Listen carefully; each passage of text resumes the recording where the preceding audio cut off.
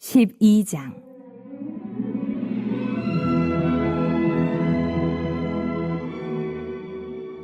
이스라엘 자손이 요단 저편 해돋는 쪽 곧 아르논 골짜기에서 헤르몬 산까지의 동쪽 온 아라바를 차지하고 그 땅에서 쳐 죽인 왕들은 이러하니라. 시혼은 헤스본에 거주하던 아모리 족속의 왕이라.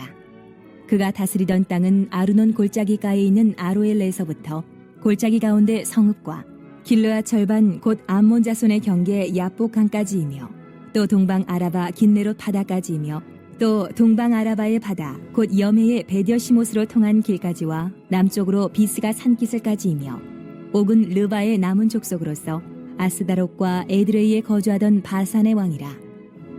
그가 다스리던 땅은 헤르몬 산과 살르가와 온 바산과 및 그술 사람과 마가 사람의 경계까지의 길르앗 절반이니 헤스본 왕 시온의 경계에 접한 곳이라. 여호와의 종 모세와 이스라엘 자손이 그들을 치고 여호와의 종 모세가 그 땅을 르우벤 사람과 갓 사람과 므낫세 반 지파에게 기업으로 주었더라.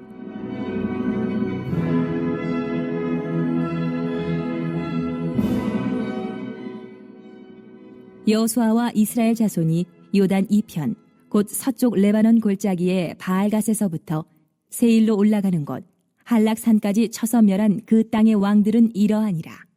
그 땅을 여호수아가 이스라엘의 지파들에게 구분에 따라 소유로 주었으니 곧 산지와 평지와 아라바와 경사지와 광야와 네겝 곧 헷 족속과 아모리 족속과 가나안 족속과 브리스 족속과 히위 족속과 여부스 족속의 땅이라.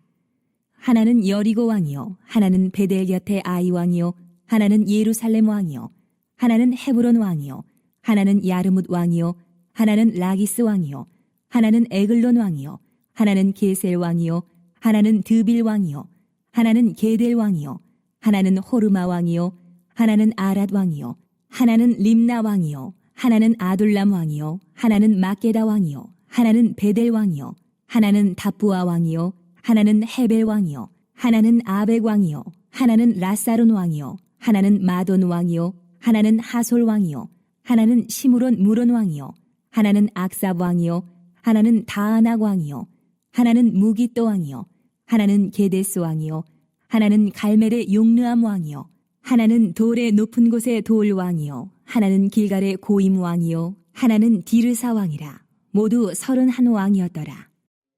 네, 오늘 여호수아 12장 말씀을 계속 보게 됩니다. 이제 여호수아는요, 어제 11장까지 내용이 가나안 땅을 이제 정복하는 이제 전쟁에 관한 이제 마무리 기사가 쭉 나오고 있습니다. 그래서 11장 23절에 보면은 이렇게 기록이 되어 있죠. 맨 끝에 그 땅에 전쟁이 그쳤더라 이렇게 기록이 되고 끝납니다.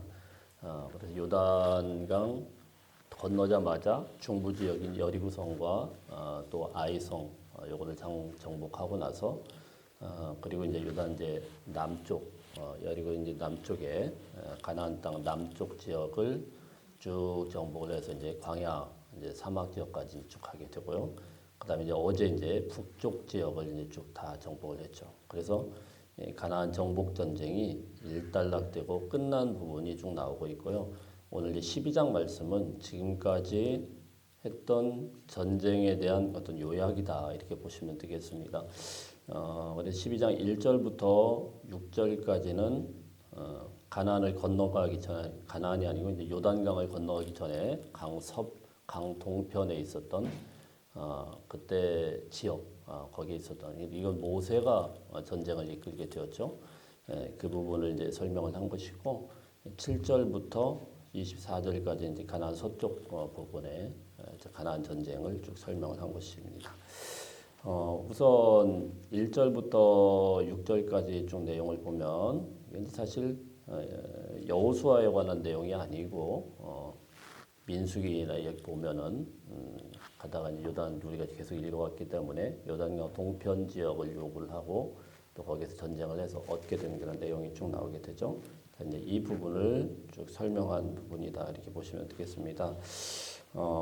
우선 여기 지역이 6절 말씀 먼저 읽어보겠습니다. 6절 말씀 시작. 여호와의 종 모세와 이스라엘 자손이 그들을 치고 여호와의 종 모세가 그 땅을 르우벤 사람과 갓 사람과 므낫세 반 지파에게 기업으로 주었더라. 여기 보면 모세가 여기를 치고 승리를 한 다음에 이 땅이 르우벤 사람 그리고 갓 사람 므낫세 반 지파 이 사람들이 요구를 하죠. 그래서 우리는 요단강 서쪽을 같이 안 들어가고 여기를 주면 안 되냐? 왜냐면 우리는 거느리는 그 동물들이 많다. 여기 보니까 풀들도 많고 목초지로 아주 좋은 곳이니까 이쪽을 좀 차지하면 안 되냐. 그래서 하나님 앞에 또 모세가 기도를 하고 그들의 기도대로 요단강 이제 동편 지역을 갖게 됩니다. 동편 지역을 이스라엘에 가보면 좀 되게 특이한 그런 지역입니다. 조그만한 땅덩어리가 뭐 강원도만 하다고 하는데 그 땅덩어리가 북쪽부터 남쪽까지 쭉 내려가 보면은 위에는 이제 만년설이 있는 헤르몬산이 헤르몬산에서부터 이렇게 쭉 내려오는 그 물줄기가 쭉 따릅니다. 굉장히 높은 산이 조금만 올라가면 있는데 여리고 같은 그런 곳은 해발로 치면은 해저로 이렇게 기록이 될 정도로 낮은 곳이에요. 그래서 그 조그마한 땅덩어리에 모든 기후가 다 있습니다. 여기 보면 8절에 보면 산지, 평지, 아라바와 경사지와 광야와 네겝과 해쪽 속과 아모리 족속 뭐 이런 식으로 쭉 다 있잖아요. 산지도 있고 평지도 있고 광야도 있고 이 네겝이라는 건 이제 사막 같은 걸 이야기하는 겁니다. 이런 것들이 다 있는 그 조그마한 땅덩어리 다 있어요. 네. 고대 문명도 굉장히 오래된 문명이 이곳에 있었고 여리고성을 볼 때 잠깐 설명을 드렸지만 여리고 같은 경우는 고대에서 가장 오래된 그런 도시가 여리고가 있었다라고 이렇게 알려지고 있습니다. 그 정도로 많은 그 당시에 처음 그 문명이 발생한 그런 곳인데 자 이곳에서 이제 요단강 이 동편 지역은요 밑에서부터 우리가 흔히 아는 성경의 지역은 이 남부 지역입니다. 예루살렘부터 뭐 광야도 있고 산이라고 해봐야 우리나라 같은 이도 뭐 설악산 뭐 이런 거 생각하시면 안 되고 풀 한 폭이 없는 아주 험악한 그런 바위산들, 바위도 아니고 하여튼 돌산들. 자, 이런 이제 그런 험악한 계곡도 있고 산도 있고 자 이렇게 되는 이 남부 지역인데 이 위쪽으로 가면 요단강 동편이 있는 그 위쪽 가면은요 사과도 맛있고 과일도 맛있고 아주 좋은 비옥한 땅이 나옵니다. 우리나라 같이 엄청나게 비옥한 건 아니지만 이런 척박한 땅에서 그나마 정말 살만한 그런 땅이에요. 이곳을 요단강 동편을 요구를 했고 달라고 그랬어요. 근데 본래는 사실 이 요단강 동편이 이스라엘 백성들에게 하나님이 약속한 땅은 아닙니다. 가나안 땅이라는 것은 요단강을 건너서 이 서쪽 지역을 본래 아브라함과 약속했던 땅인데 덤으로 주신 땅이죠. 덤으로 주신 땅이고 또 덤으로 전쟁을 했다고 보시면 되겠습니다. 자, 이제 이 땅을 차지하고 있었던 고대 맹주와 같은 족속이 있었는데 2절에 보면은 시혼이라고 하는 아모리 왕 시혼이라고 하는 사람이 이곳을 차지하고 있었고요. 4절에 보면은 바산 왕 옥이라는 사람이 이곳을 차지하고 있었습니다. 이들과 전쟁이 크게 벌어지게 되었고 하나님께서 이것도 이제 기업으로 주시게 된 것입니다. 우리가 이 말씀을 보면서 우리가 생각해 볼 수 있는 것은 사실 원하지도 않았던 땅인데 하나님이 덤으로 주신 땅. 하나님께서는요 하나님의 말씀에 순종하는 자들에게 아주 인색하게 주시는 분이 아니고 하나님이 우리가 원하시는 것 이상으로 풍성하게 주시는 하나님이시다라는 것을 감사하게 받을 수 있는 땅이 이 축복의 땅 요단강 동편이다 이렇게 볼 수가 있겠습니다. 하나님은 우리의 인생 가운데 순종하는 자들에게 아주 인색하게 깐당깐당하게 주시는 분이 아니에요. 예. 하나님의 축복은 정말 우리가 생각하는 것 이상으로 풍성한 축복으로 우리에게 주시는 줄로 믿습니다. 예. 풍성한 것으로 갚아주세요. 어떤 자들에게요? 하나님의 말씀에 순종하는 자들에게. 주님의 말씀을 따라서 순종의 제사를 올려드리고 하나님의 마음을 흡족하게 하고 신실한 하나님의 약속을 따라서 사는 자들에게는요. 그냥 간당간당하게 줄까 말까 이렇게 약 올리시는 분이 아니시고 생각한 것 이상으로 하나님이 풍성하게 축복을 해주시고 누리는 은혜가 있다는 사실입니다. 예, 그래서 이런 요단강 동편은 어떻게 보면 덤으로 얻은 그런 땅이다. 원래는 이스라엘에게 약속한 땅이 아니었는데 그들이 요구하니까 하나님이 주신 땅. 얼마나 은혜스럽습니까? 또 한 가지 여기서 우리가 볼 수 있는 거는요. 요단강 동편의 이 지역의 이 왕들이요. 보통 왕들이 아닙니다. 바산 왕 시온, 그리고 바산 왕 오, 아모리 왕 시온, 자 이런 사람들이요. 고대 사회에 굉장한 맹주입니다. 역사에 의하면은 이스라엘에게 패하기 전에는 한 번도 패한 적이 없었던 엄청난 맹주들입니다. 근데 이 사람들이 완전히 다 끝장이 났어요. 그게 하나님의 은혜죠. 우리가 신명기 말씀에 보면 이 4절에 있는 옥이라는 이 왕, 이 옥이 신명기 3장 말씀에 보니까 우리가 살펴봤던 내용입니다. 기억하시는지 모르겠지만 거기 그 사람이 누워 있었던 철 침대가 있는데 이 침대가 어느 정도였냐면은 길이로 치면은 뭐 9규빗 또 뭐 4규빗 이렇게 되니까 약 한 세로가 한 4m 그리고 가로가 한 2m 이것을 혼자 누가 누워 있다고 하면 여러분 얼마나 거부겠어요. 4m, 2m짜리 침대에 딱 누워 있다. 저 같은 사람이 누우면은 이상하죠. 굉장히 버거워요. 엄청난 사람이 거기에 살고 있었고 또 거느리고 있는 성읍이 60개였다고 이렇게 되어 있습니다. 신명기 말씀에 보면. 그러니까 대단한 나라예요. 우리는 그냥 너무 간단하게 나오니까 뭐 별것도 아닌가 보다 이렇게 생각할 수 있지만은 사실 고대 사회에 성읍을 60개를 거느리고 있다. 그리고 그 어마어마한 것을 철기 문화가 또 지배를 하고 있었다. 대단한 나라인데 이것을 이제 전쟁을 해서 승리하게 하십니다. 물론 모세가 이끌게 되었죠. 자, 이것을 통해서 하나님이 무엇을 우리에게 가르쳐 주실까요? 사실 요단강 동편의 전쟁은 예상되지 않았던 전쟁이기도 하지만 요단강 서편의 본격적인 전쟁을 앞두고 하나님께서 그것을 통하여서 무엇을 주셨겠습니까?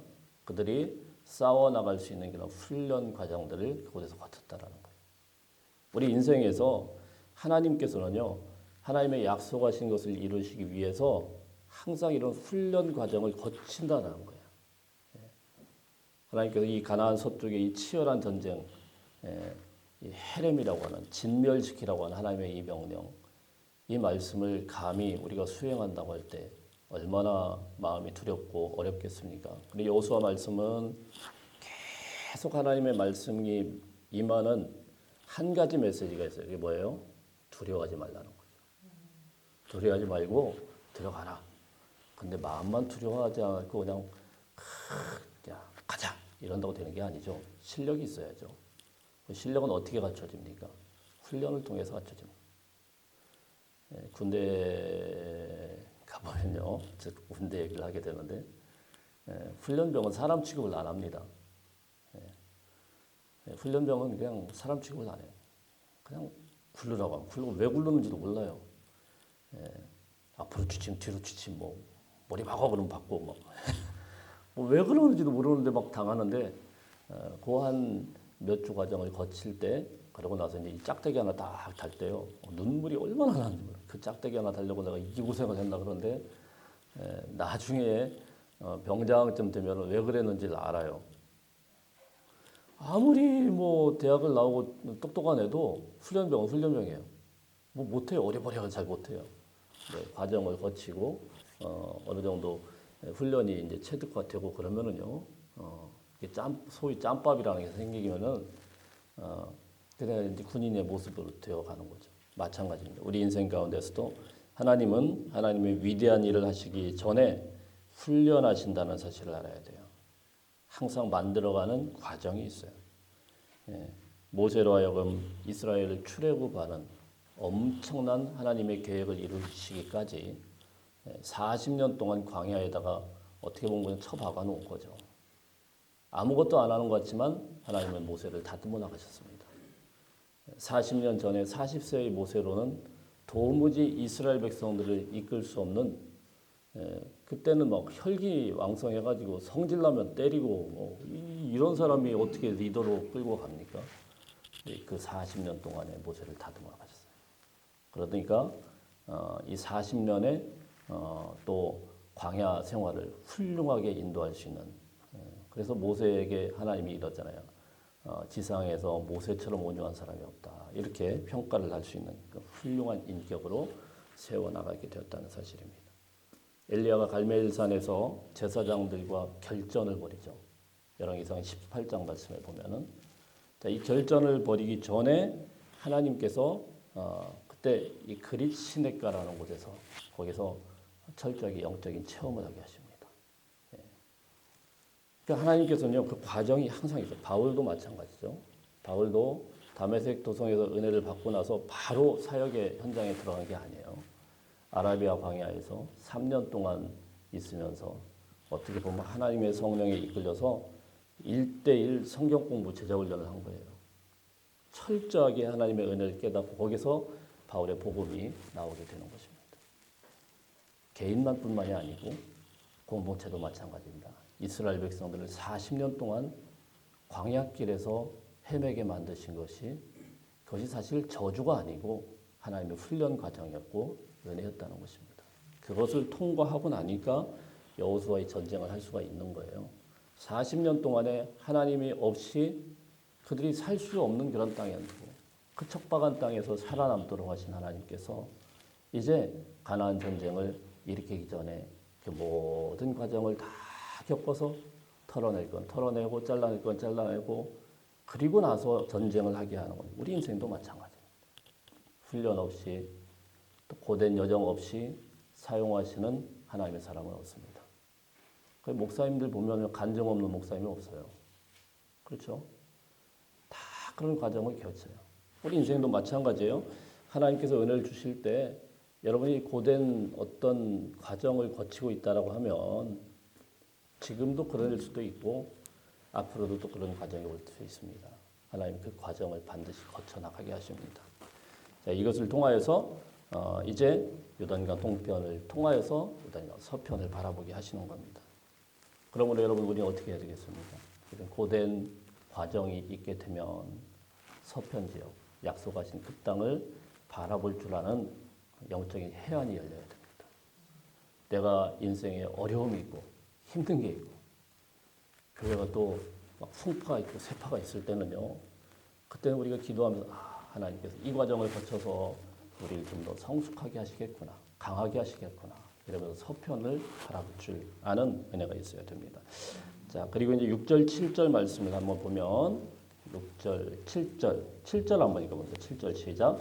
여호수아와 이스라엘 자손이 요단 이편 곧 서쪽 레바논 골짜기 바알가데스부터 세일로 올라가는 곳 한락산까지 쳐서 멸한 그 땅의 왕들은 이러하니라. 그 땅을 여호수아가 이스라엘의 지파에게 부분에 따라 소유로 주었습니다. 자, 오늘 12장에서 쭉 설명을 하고 뒤에 나가서 뭘 하냐면 기업을 분배하는 제비 뽑아서 분배하는 내용이 쭉 나오고 있어요. 6절에서도 기업으로 주셨다. 또 기업으로 주셨다. 이런 말들이 기업 뭐 그냥 선물로 주셨다라고 보시면 되겠는데 그러니까 하나님께서요. 우리가 성도들을 위해서 항상 이런 걸 예비해 주신다는 사실입니다. 요단강 동편이든 요단강 서편이든 예비한 하나님의 땅, 축복의 땅이 있었다라는 사실이고요.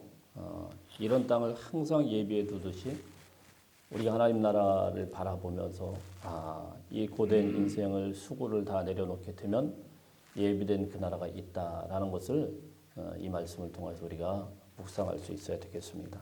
예. 그래서 그 땅을 바라보는 것이 신앙이에요. 신앙이라는 것은 이 땅의 것들을 바라보면서 이 땅에서 잘 되고 애들 잘 되고 그래 이쯤이면 이뤘다. 이게 신앙은 아니죠. 예. 예비된 곳이 있다. 반드시 하나님께서 예비된 곳이 있다. 우리를 불러주신 그 예비한 곳이 좋은 곳이 있다.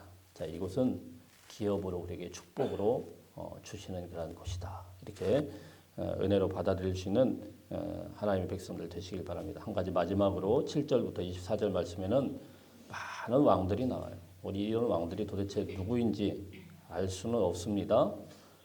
역사상에만 나온 31명의 왕이 나와 있어요. 이것을 통해서 우리가 알 수가 있는 게요. 물론 이 왕이 왕국을 이루는 제국을 이루고 나라를 이루고 이때의 왕과는 좀 달라요. 뭐 추장 정도 된다고 치십시다. 조금만 부족해요. 추장들. 자, 이런 사람들이 31곳이 어디예요? 강원도만한 그 땅덩어리에 있었어요. 얼마나 웃깁니까? 여기 31 부족이 막 이렇게 치고받고 싸우고 그만큼 가나안 땅이 서로 분열되고 싸우고 난리도 아니었습니다. 난리도 아니었어요. 그래서 사실 가나안 땅이 망한 거는 지들끼리 치고받다가 망한 거예요. 그럼 뭉쳤다고 하는데 제가 볼 때 뭉친 거는 그렇게 큰 힘을 발휘하지 않았어요. 평소에는 원수처럼 치고받고 싸우고 죽이고 이러다가 이스라엘 백성이란 갑자기 들어오니까 야 한번 싸워보자. 별로 안 됩니다. 그래봤자. 무슨 말씀입니까? 분열되는 나라는 반드시 망합니다. 분열되면 망해요. 어떻게든 서로 마음을 합하고 화합하고 그래서 한 마음, 한 공동체로 연합되어야 되죠. 절대로 분열되면 안 됩니다. 이스라엘 백성은 어떻습니까? 12지파로 나눴지만 하나로 뭉쳤어요. 하나님이라는 하나님의 말씀이 있고 그 말씀 앞에서 하나로 뭉치게 되어질 때 연합되게 되어질 때 그때 힘을 발휘하게 됩니다. 사실요, 이제 뭐 다음 주에 주문진 연합회 뭐 부흥회를 하게 되는데 이 연합회 활동이 정말 어려워요. 교회에서 정말 어렵습니다. 교단마다 맞추는 것도 힘들고 목사님들 생각도 다르고 사람들 생각도 다르고 그래도요 연합돼야 됩니다. 그래야 이 주문진이 살아날 수 있는 거예요. 우리나라도 마찬가지입니다. 이 조그마한 땅덩어리가 자꾸 분열되면서 정치적으로 분열되고 사회적으로 분열되고 막 지역적으로 분열되고 이게 하나가 될 수 있는 그것이 은혜입니다. 이것을 끝낼 수 있어야 돼요. 사실은 뭐 지금 선거철이라 어떤 이야기를 해도 이게 정치적으로 들릴 수는 있지만 저는 여러 차례 말씀을 드렸습니다. 저는 정치를 싫어하는 건 아니지만 반드시 정치가 필요하지만 분열되고 나라를 반토막 내고 서로 싸우고 이런 것들은 이제는 이 글로벌한 사회에서는 종식되어야 되지 않을까. 네 편, 내 편 이런 게 아니고 누가 되든 간에 어떤 사람이 대통령이 되든 간에 일단 선출이 되면 미워하지 말고 같은 마음으로 세워나가도록 이건 성도들의 의무는요 기도하는 겁니다. 잘 되어지도록 그분이 마음껏 정치를 하여서 이 나라가 통합이 될 수 있도록 하나가 될 수 있도록 언제까지 우리가 이렇게 싸우고 분열되고 또 하나 있으면 또 내리고 또 갖다 집어넣고 막 이게 계속 반복이 되면 피곤하잖아요. 그죠? 교회도 마찬가지입니다. 교회도 자꾸 분열되는 것이 아니고 우리가 지난주에 참 어떻게 보면 좀 은혜롭게 선교가 끝났는데 정말 저는 마음에 한 짐을 확 내려오는 것 같아요. 우리 교회도 이제 하나님의 은혜가 임하는구나. 마음에 들든 마음에 들지 않든 같이 하나가 되어서 같은 마음으로 누가 세워지든 앞에 서면은 같이 기도하고 축복해주고 자 그렇게 해서 연합을 해야 힘을 받게 되는 것이지 이 조그마한 땅덩어리에 31명의 왕이 있다는 게 말이 됩니까? 31명의 왕이 치고받고 싸우고 크게 가나안 땅에서요. 그 완전 오합지졸이죠. 온갖 살인, 온갖 모략 이쪽 붙었다 저쪽 이게 가나안 땅이었어요. 하나님이 야 이것도 안 되겠다 싹 쓸어야겠다. 그래서 가나안 땅을 싹 청소하고 하나님의 말씀에 순종하는 하나님의 말씀이 지배하는 하나님이 통치하는 그런 땅으로 바뀝니다. 분열은 지옥과 같은 땅이지만 하나님의 말씀이 임하는 하나님 안에서 하나 되는 일치된 땅은 축복의 땅, 젖과 꿀이 흐르는 땅으로 바뀌게 되는 것입니다. 오늘 이 말씀 기억하시면서 물론 말씀 안에서 승리할 수 있는 저와 여러분의 삶이 되시기를 축복합니다.